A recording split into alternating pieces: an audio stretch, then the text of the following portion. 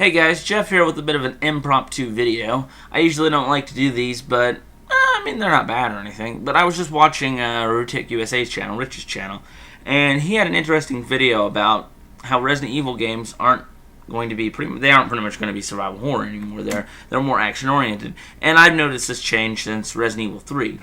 But just let me go back to what I originally wanted to say real quick. I'm a Resident Evil nut. I love the games. I follow the series. I bought all the books. I've got the comics. I'm a huge fan. But when 4 came out, it started to kind of slack off for me. I didn't totally hate 4. I didn't like it as much as the other games. It didn't seem as scary. It had a few scary parts. And 5, I hate. I don't care whatever people say. You can unsubscribe, whatever. 5 sucks. Just admit it to yourselves. It's so big, but it sucks if you're a Resident Evil fan. If you're an action fan, I guess you might like it, but even an action fan, the controls are all you can't run and shoot like in most, I don't know, all action games. So, but anyway, I'm getting into a tangent on that. But Resident Evil, they're talking now. They can't make it as a survival horror game because there's no market, and it's like, what are you talking about? There's a market for anything, and there sure as hell is a market for survival horror games. Come on. If, let's say, half the people I know, I mean, then I know a lot of people, they like Resident Evil, but they don't like it now because it's not a survival horror. If you turned it back into a survival horror, I bet you they'd buy it immediately. I have a lot of friends who would buy it immediately, and that's just a small group of people.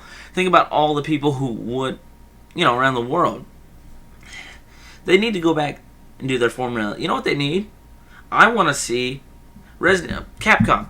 If you ever watch this video, which I'm 100% sure you won't, but the point is, if there is some developer at Capcom who watches this video, finish Resident Evil 1.5. You have 80% of it complete. It's sitting somewhere. I know you guys still have it. The point, it would be an exciting game to see. It could be, it wouldn't be a side story, it wouldn't be a sequel. It would just be cool to see an undeveloped Resident Evil game get finished with different characters and different storylines, and I think it would have been an interesting game. But anyway, that's just if you don't if you're interested in what I've been talking about, Resident Evil 1.5, go to BioFlames. I think it's BioFlames. I'll put the link to the website. I don't remember the quite name, but there's a fan website devoted to Resident Evil 1.5. And as a Resident Evil fan, anyway, back to what I was talking about. I'm getting myself thrown off over here. I think all this started to happen when Shinji Mikami left Capcom. He did do Resident Evil 5 or 4. He did produce it. I know that. But like that one it still had some scary parts. But as soon as he left, everything went to shit. He was the master of survival horror for Capcom, and I think that's when problems started. They need to call him, beg him to come back. Give him more money.